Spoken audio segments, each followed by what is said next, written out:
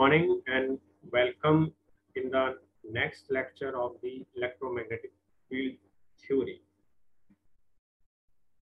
In this subject, we are studying about the electromagnetic field theory. In previous lecture, we have discussed about the uh, electric fields, electric field lines, Coulomb's law, Gauss law, electric flux, electric flux density, and we have also discussed the vector calculus, dot product, cross product, and coordinate systems. We have discussed the three types of the coordinate system in the electromagnetic field theory to understand the electromagnetic field concept. Uh, First is the rectangular coordinate system, that is known as Cartesian coordinate system. Second is cylindrical coordinate system, which is known as circular system, and last is the spherical system, which is applicable for sphere. So up to this, we have cleared the relationship of the electric field intensity and the charge, how the charge is develop the electric field or electric potential. Now today we are going to discuss about the electric dipole, electric potential, energy, work due to the electric field. And in the last, we have here to discuss the conductor, semiconductor, and insulators. The main content of this video lecture is the electric dipole, electric potential, work, energy, conductor, and semiconductor. These are the main content of this video lecture. Today we are going to discuss these topics. Now, prerequisites to learn this lecture, to understand this lecture, the student is required to learn the vector calculus, Coulomb's law, vector form of the Coulomb's law, electric field intensity. They are also able to understand the electric flux and Gauss law, electric flux density. These are the main prerequisites for understanding of the electric fields or dipole and conductor, semiconductor, and insulators. The course is focused on the foundation of electromagnetic field theory. In this lecture, student will learn the electric dipole and conductor, semiconductor, and insulator theory. The basic learning objective of this video lecture is that student will able to understand the concept of electric dipole, electric potential, energy, and work in the field of electrostatics, the conductor, semiconductor, and insulator. Student will understand the concept of the conductors, semiconductors, and insulators.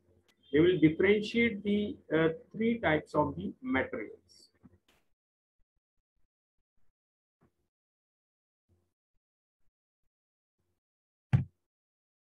These are the textbook and other references which is used to learn the electric dipoles, conductor, semiconductor, and other field or other topics of electromagnetics. The principle of the electrostatics fourth edition by Sadhu is the very good book for beginners to understand the electrostatics theory. The main outcome of this video lecture is that the student will familiar with the electric dipole, concept of the electric potential, energy, and work in the case of electrostatics theory. They will also understand and learn the conductor, semiconductor, and insulators. They will learn the difference between the conductor, semiconductor, and insulator. They will understand the concept of these three materials.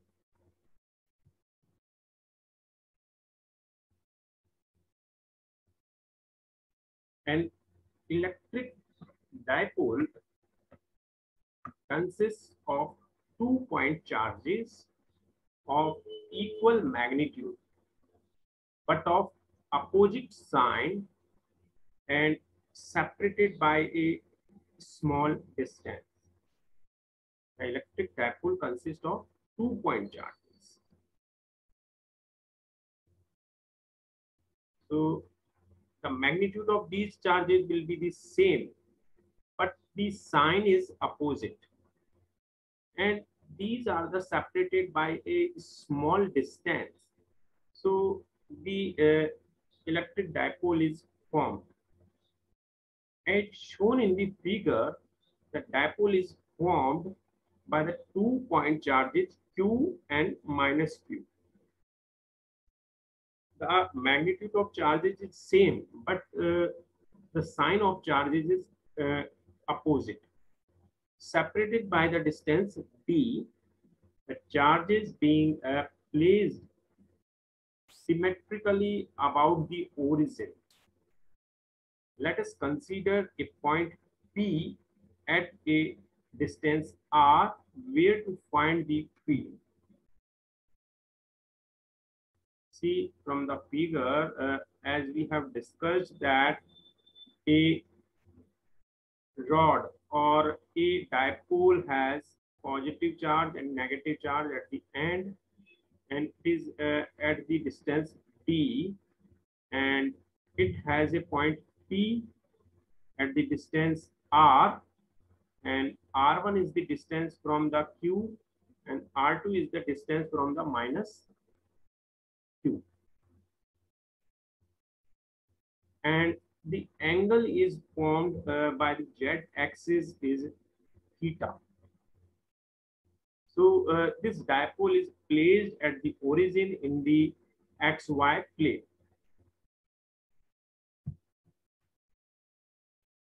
Now we will calculate the potential at P point due to the dipole can be written as V is the electric potential 1 upon 4 pi epsilon naught Q upon R1 minus Q upon R2, which we have already discussed in the previous lecture about the electric potential or electric field voltage. So Q upon 4 pi epsilon naught into R2 minus R1 upon R1 R2. This is the potential at P point due to the R distance or R1 or R2 distance due to the Q and Q charges. So R2 minus R1 is equal to the 2d cos theta upon 2, or it will become d cos theta. From the trigonometry, we are able to calculate it is producing the theta angle with the z direction. So we able to calculate the point P and R2 minus R1, that is the R2 minus R1 is given by the 2 times of d cos theta upon 2. So R1 is equal to, nearly equal to the R2, it is equal to R. Now we assume that R1, R2 is equal to the R. So V equal to the Q upon 4 pi epsilon d cos theta upon R square. So potential at the point P due to the dipole at R distance is written as Q upon 4 pi epsilon d cos theta R square. This is the potential. We can write further that Q d cos theta is equal to the Q d Az dot AY. The quantity P equal to the QD is called the dipole moment of electric dipole. Hence, the expression for the electric potential can now be written as V equal to the P A R upon 4 pi epsilon naught R square, where the P is the dipole moment.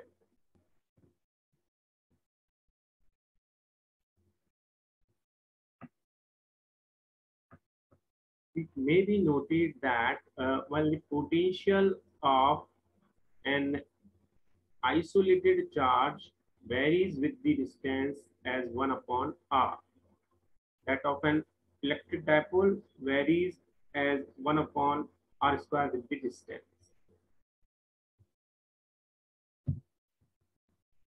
See from this equation, if the dipole is not centered at the origin, but dipole center lies at R, the expression for the potential can be written as P equal to the P, where P is the moment, electric moment, R minus R dash on 4 pi epsilon R minus R dash Q, if the dipole is not centered at the origin. The electric field for the dipole centered at the origin can be computed as equal to the minus del V is equal to del V upon del R AR plus 1 upon R del V del theta A theta, which is equal to the QD cos theta upon 2 pi epsilon naught RQ AR plus QD sin theta upon 4 pi epsilon naught RQ A theta.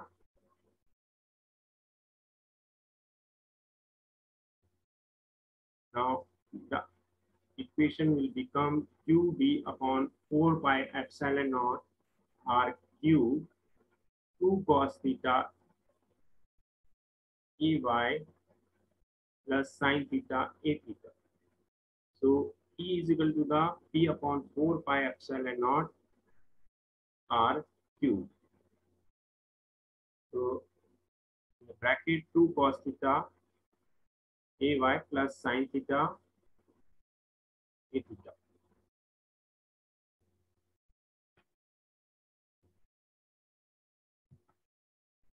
Here P is equal to the electric moment and it is given by the Q into D is the magnitude of the dipole moment. Once again, we note that electric field of electric dipole varies as 1 upon R cube, whereas that of a point charge varies as 1 upon R square. Now we have the work done by the electrostatic field or electric field. It is often useful to characterize any stream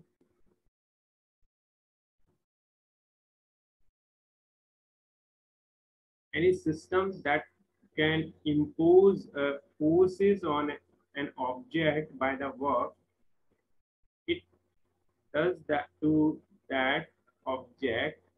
Suppose a charge Q1 is located near another charge Q. The force acting on Q causes the work to be done by displacing Q at a distance dl. So dw is equal to the minus F dot dl, which is equal to q e dot dl.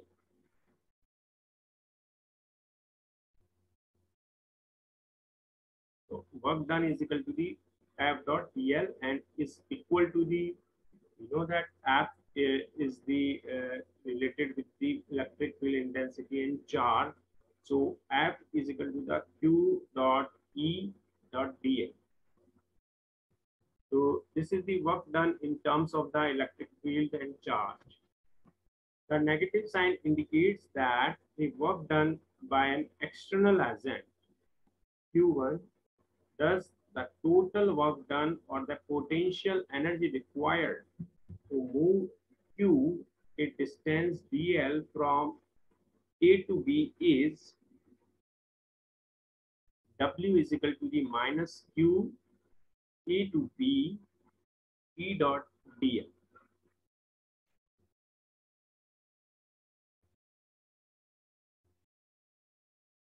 So W is equal to the minus Q, integrate from A to B E dot dl. This is equal to B E minus V A into Q. So work done and energy in the electrostatic field.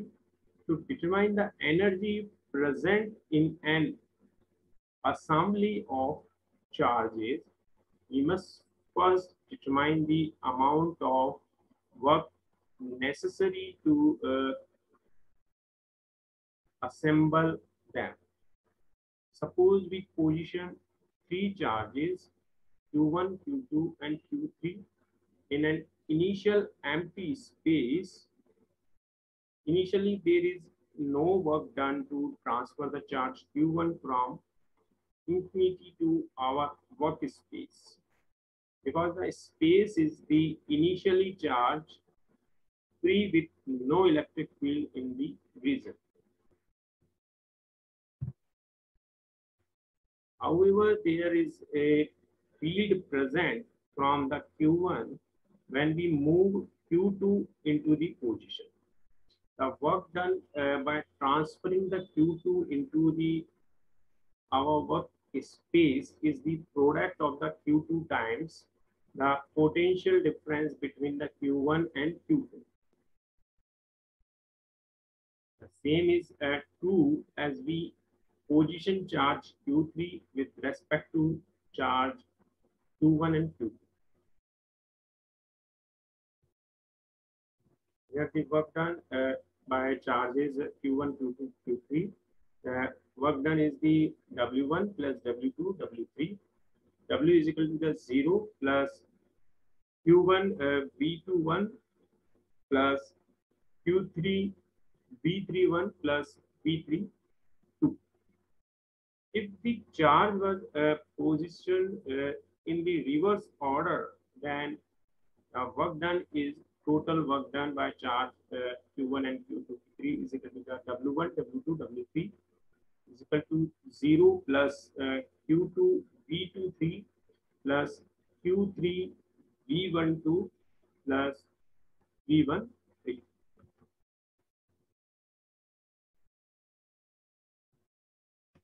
Thus, by adding the all the works possibly performed, obtained, that is the 2W is equal to the by adding of these two equations in the reverse order and in the forward order. So we will get that 2 of work W is equal to the 0 plus Q2 V23 plus Q3 in the bracket V12 plus V13 plus 0 plus Q1 V21 plus Q3 V31 plus V32. So this is the total work done. It is comes as Q1 V1 plus Q2 V2 plus Q3 V3. So W equal to the 1 upon 2. The summation from value K is vary from 1 to N 2K VK. So work done is the same as summation of the product charge and electric field intensity. So work done is the depend on electric field intensity. Therefore, one can write that the energy W present in an electrostatic field due to the next pulse arrives.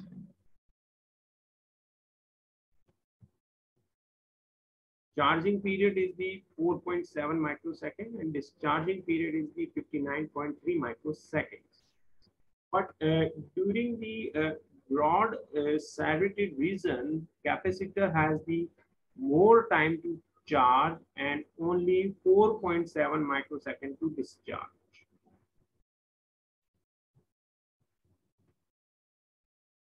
Situation is different from the beginning of the second field. Here the first horizontal pulse corresponding to the beginning of 330th line is separated from the first vertical pulse by 1/2 a line. Therefore, the voltage developed across the vertical filter will not have enough time to reach zero before the arrival of the first vertical pulse. Hence, the voltage developed across the output filter is somewhat higher at each instant as compared to the voltage developed at the beginning of the first field. That is, the oscillator get triggered a fraction of a second early as compared to the first field, upset the desired interlacing sequence.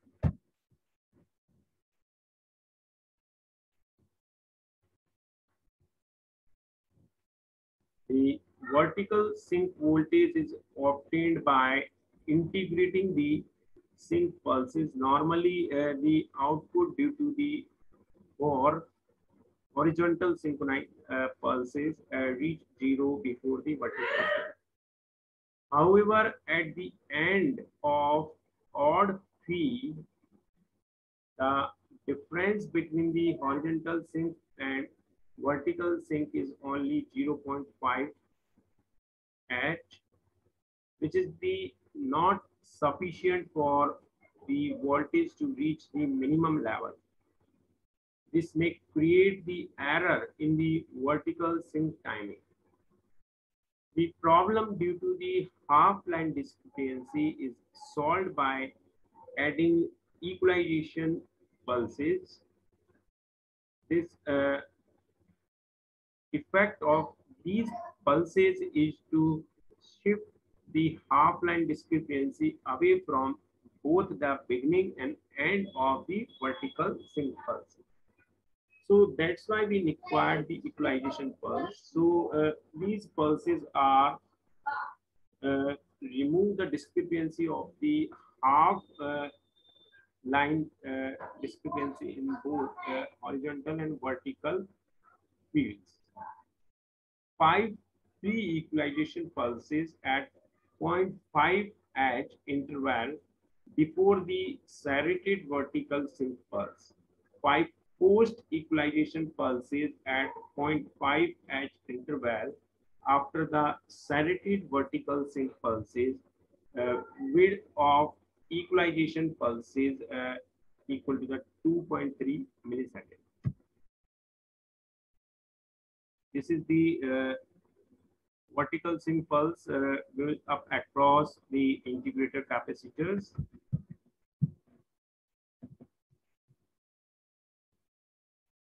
Field synchronization pulse trains of 625 lines TV system.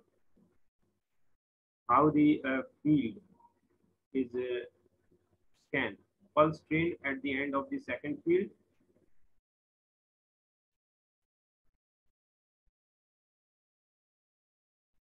Field blanking period of 20 lines, and we have 12.5 blank lines. end of the second field, end of the first field, first chain at the end of the first field. So this is the vertical blanking period with pre and post equalization pulses and Saroted sync pulses. Now, function of the vertical pulse train. By serrating the vertical sync pulses and providing the pre and post equalization pulses, the following basic requirements necessary for successful interlarge scanning are ensured. A suitable field sync pulse is derived for triggering the field oscillator. The line oscillator continues to receive the triggering pulses at correct intervals while the process of initiation and completion of the field time-based stroke is going on. It becomes possible to insert the vertical sync pulses at the end of the line after the second field and at the middle of a line at the end of the first field without causing any interlarge error. The vertical sync built up at the receiver has precisely the same shape and timing on odd and even fields. Now, a list of the TV standards, which is followed by worldwide in all countries, that is the FCC, that is Federal Communication Commissions. Second is the NTSC, National Television System Committee. Third, CCIR, International Radio Consultative Committee. And SECAM, Sequential Clarius A Memory. And a part of this, we have a one system, that is the PAL, which is followed by Indian Asian countries, that is phase alteration by line. So these are the TV standards which is followed by different countries. Now, signal transmission, need for modulation, length of the antenna. Only one channel can transmit poor radiation at the low frequency. So signal is transmitted through the modulation or through antenna. We have the modulate the signal with the carrier, and this signal is transmitted through the electromagnetic field waves as a produced by the antenna in the air, and only one channel can be transmitted. Poor radiation is occur at the low frequency, so signal is transmitted at the high frequency up to UHF or UHF ranges. Most of the TV system use the amplitude modulation for the picture transmission and the frequency modulation for sound transmission. In the previous lecture, we have already discussed that the AM and FM, how is used in the transmission section of TV system. This is showing that the amplitude modulation, how the amplitude of the carrier is modified according to the modulating signal. So carrier is a wave or unmodulated carrier is given here. That carrier is a wave which carry our baseband signal or our information signal to the particular distance. So here we have a sine wave of high frequency, that is the very high from the modulating signal or baseband signal or information signal, that is the unmodulated carrier. In the amplitude modulation case, the when a signal is superimposed on the carrier waves, then the amplitude of the modulating signal is changed. Sorry, the amplitude of the unmodulated carrier is changed accordance with the carrier, accordance with the modulating signal. This is the phenomena of uh, amplitude modulation. When two waves are superimposed, then the amplitude of the unmodulated high frequency carrier is changed with respect to the modulating signal, which is shown in the figure. So modulated wave have an amplitude of EC plus EM cos omega mt and minus EC plus EM cos omega mt.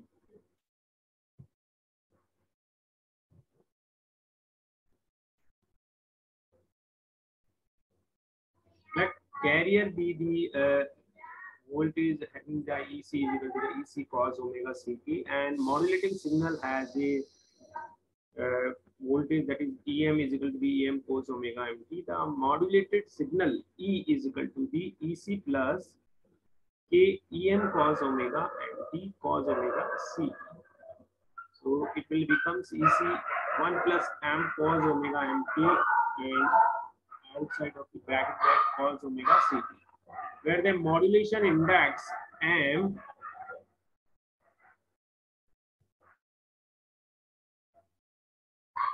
equal to the K EM upon EC. The modulation index M is defined as the K EM. EM is the peak value of the voltage in the baseband signal upon peak value of the voltage in the carrier signal. So when KEM equal to the EC, then modulation is the 100%. Equation 1 can be written as that E is equal to the EC cos omega CT plus MEC upon 2 cos omega C minus omega MT minus MEC upon 2 cos omega C plus omega MT. Equation 2 shows that the amplitude modulated signal has a three component. One, carrier at the frequency omega C, upper sideband frequency and lower sideband frequency. From this figure, we are able to understand that the amplitude modulation has the carrier component and lower sideband and the upper sideband. In the lower sideband, the frequency is less and the upper sideband frequency is high. That is the FC plus FM, and in the case of the lower sideband, the frequency is the FC minus FM.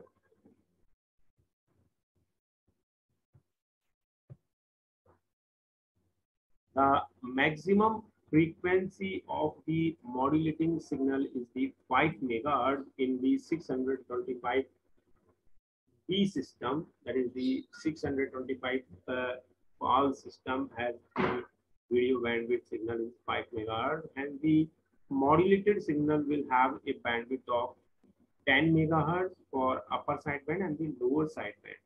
The attenuation slope at the upper and the lower frequency will have 0.5 megahertz each. From the figure, we are able to understand that the attenuation slope, that is the having the frequency 0.5 megahertz. If we add a guard band of 0.25 megahertz, so there is the total will be 11.25. Because guard band is added in the spectrum 0.25, and attenuation slope upper sideband and lower sideband with picture carrier, sound carrier is given. So total channel bandwidth is the 11.25 with the 5.5 megahertz as a lower sideband and 5.5 as a upper sideband. With 0.25 guard band. Now we have a transmission efficiency for amplitude modulation. The total power transmitted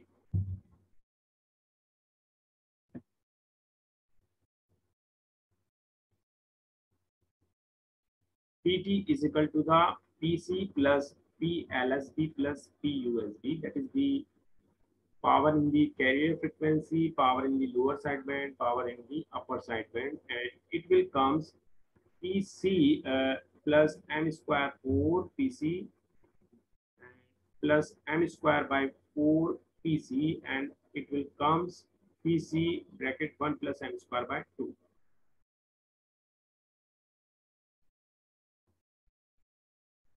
It is clear that the carrier does not carry any information. Also, the USB and LSB contain a redundant information. We can serve the transmitted power if we do not transmit the carrier. Similarly, we can increase the efficiency if transmit only one side band. However, the suppressing the carrier requires a very stable and accurate local oscillator at the receiver side. A pilot carrier need to be transmitted if we are suppressing the carriers. In the summary, the vestigial sideband transmission is the best choice for the TV signal transmission. So we come and discuss the vestigial sideband for transmission of the TV signal. So vestigial transmission or VSD or vestigial sideband transmission, the bandwidth of the 11.25 megahertz reduced to the available number of the channels, increase the power requirement of transmitters. So part of the lower sideband is removed by the filter, and to overcome the difficulty in the most of the TV system use the vestigial sideband transmission. In 625 line system, the use and 0.75 megahertz of the LSB, lower sideband.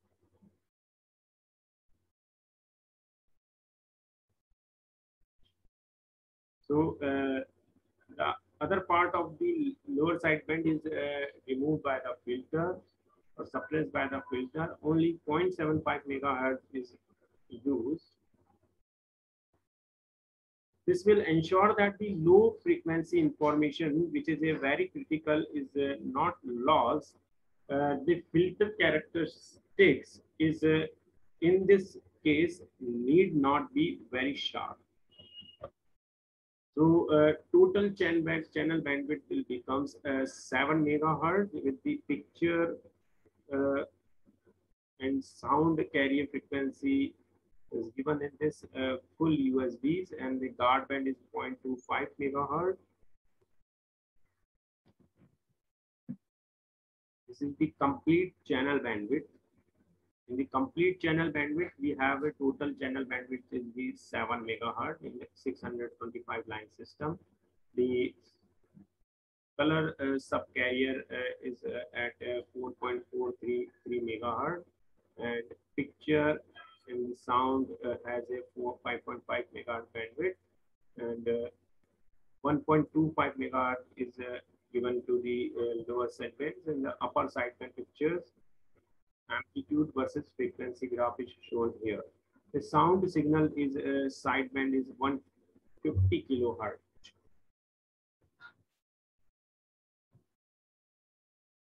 The sound carrier is always positioned at the extremity of the fully radiated upper sideband, and hence is 5.5 megahertz away from the picture carrier. This is its logical place, since it makes for minimum interference between the picture and sound signal. The FM sound signal occupies a frequency spectrum of about plus minus 75 kilohertz around the sound carrier. However, a guard band of 0.25 megahertz is allowed on the sound carrier side of the television channel to allow for adequate inter-channel separation. The total channel bandwidth thus occupies the 7 megahertz, and this represents a band space sharing of 4.25 megahertz per channel. When compared with the 11.25 megahertz space, which would be required by corresponding double sideband signal. The frequency axis is scaled relative to the picture carrier, which is marked as 0 megahertz.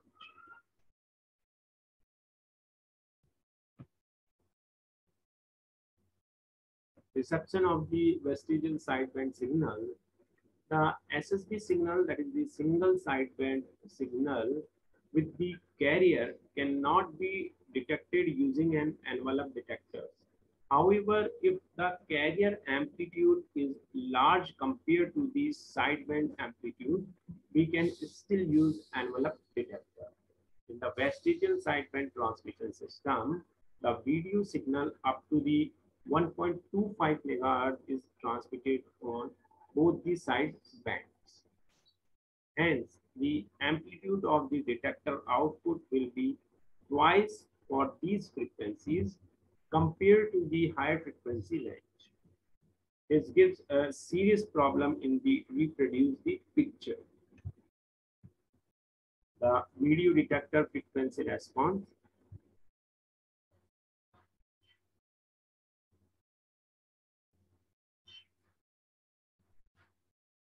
This is the how the video is detected in the receiver system. Uh, the relative video detector output voltage, that is 2 volt output without receiver response correction, output when receiver response has correction form. So we have a slightly lower in the case of the response as correct form.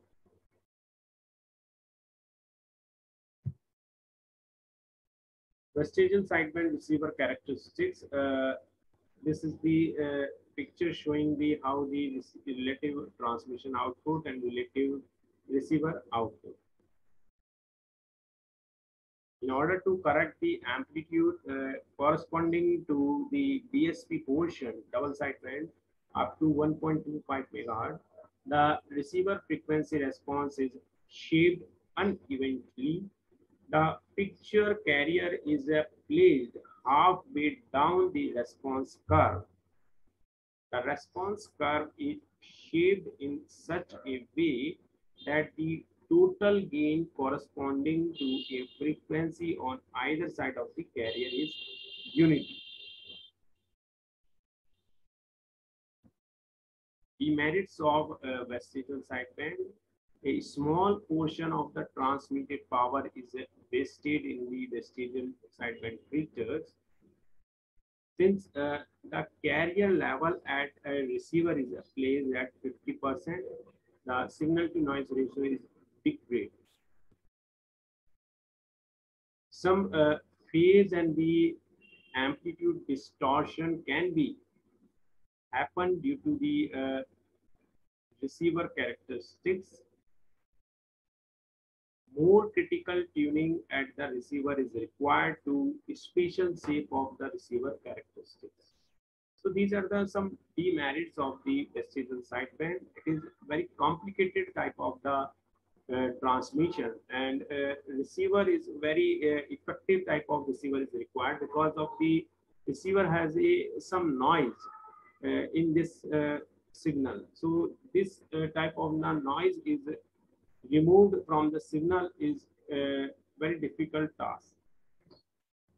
Now we have a channel bandwidth to signal is transmit the from transmitter to receiver by a particular channel. So for calculating the bandwidth requirement, consider the chess board pattern as shown in the figure.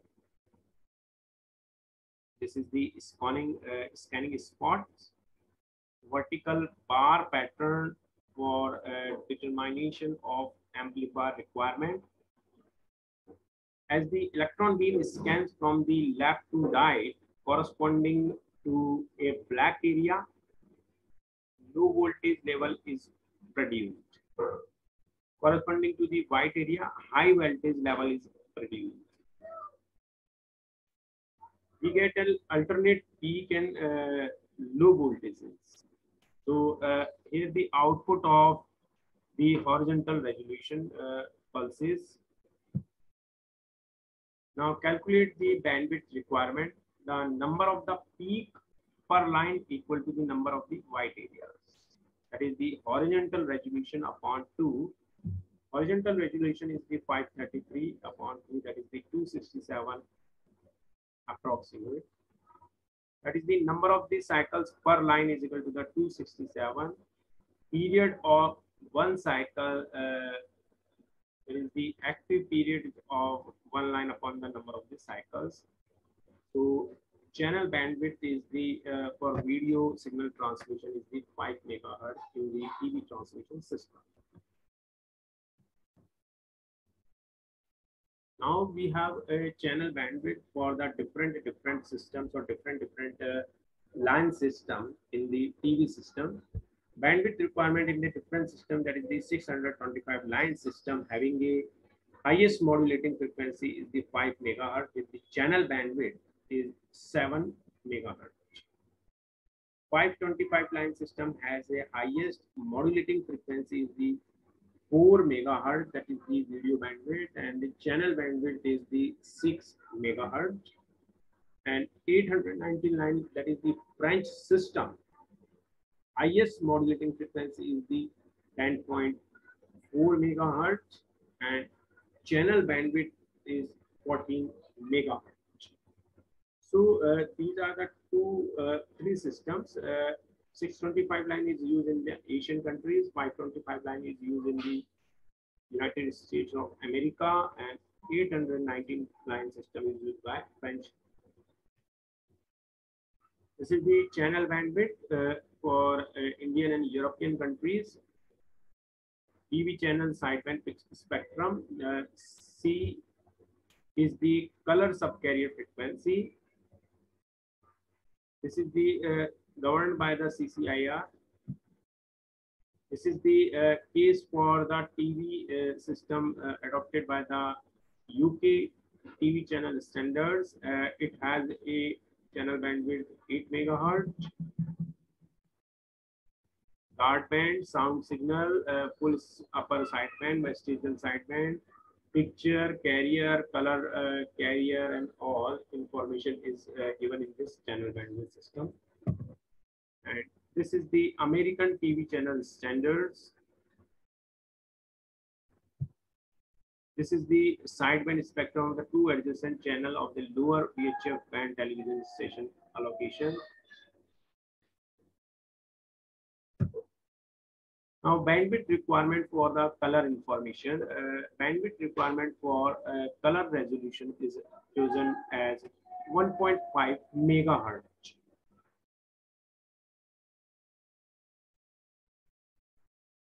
This is because human eyes can perceive only the brightness for a small object rather the color. For large object, we can perceive the color and the brightness. The color detail can be accommodated in the 5 megahertz channel bandwidth. This is the positive and the negative modulation. If the intensity of the picture brightness cause increase in the amplitude of the modulated envelope, it is called positive modulation. If the intensity of the picture brightness cause decreases in the amplitude of the modulation, it is known as negative envelope. It is called negative modulation. Why negative modulation is used in the TV transmission system? Effect of the noise and interference on the picture signal is minimum. With positive modulation, signal for the white has maximum amplitude and hence maximum. Power causing transmitter to operate in the non-linear vision and distortion. In the negative modulation, the maximum power is the corresponding to the blanking and the sync pulse. And the distortion is not a problem. easy to separate the sync and the blanking pulses in the case of the negative modulation. Receiver get a stable reference for AGC, automatic control. So these are the main basic reason for negative modulation is used in the TV transmission system. On the basis of the fundamental theory of the TV, we have some multiple choice question. So question number 1 says that modulation is done in A, receiver, B, transducer, C, between transmitter and radio receiver, D, transmitter. Question 2, in the TV transmission picture, signal is dash modulated.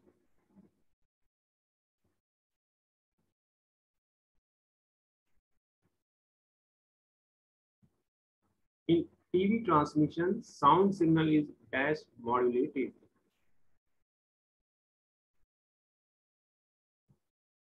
Square law modulators are A, used for the frequency modulation, B, used for pulse width modulation, C, used for amplitude modulation, D, used for phase modulation. Number 5. What is the role of a transmitter in the communication system? A, to decode a signal to be transmitted. B, to convert one form of the energy into the other. C, to detect and amplify the information signal from the carrier. D, to produce the radio waves to transmit data.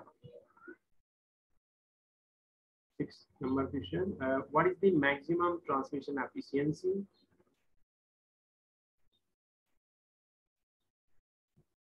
Question number 7, why a helical antenna is used for satellite tracking?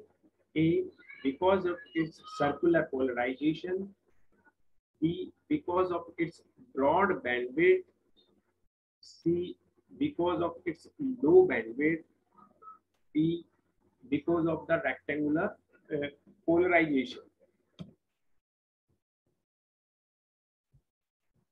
Question number 8, which of the one of the following noise become of the great importance at high frequency?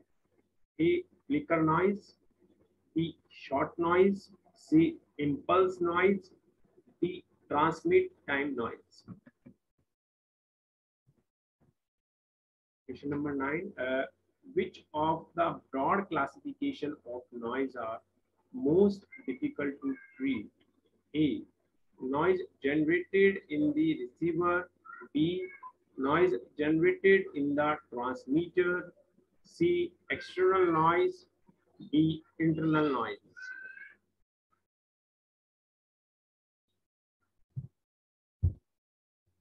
Last question number 10, which of the steps is not included in the process of the receptions? A, encoding. B, decoding. C, demodulating. D, filtering.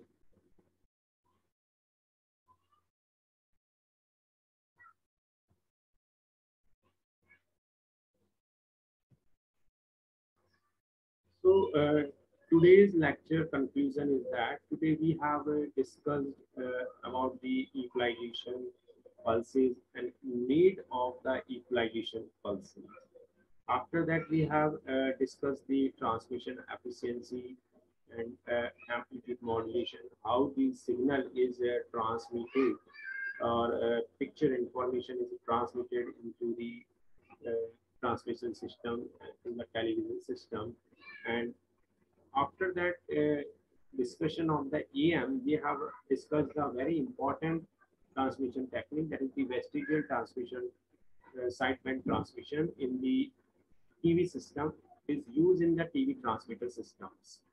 So we have discussed the merits and demerits of the VSP, and we have also discussed the channel bandwidth for the different systems, how much the channel bandwidth frequency and carrier frequency is used at different television systems by adopted by different countries. At the last, we have discussed the negative and positive modulation technique and why we use the negative modulation transmission technique in the PV system. So today's lecture is describe about the equalization and equalization pulses and the Vestigial sideline.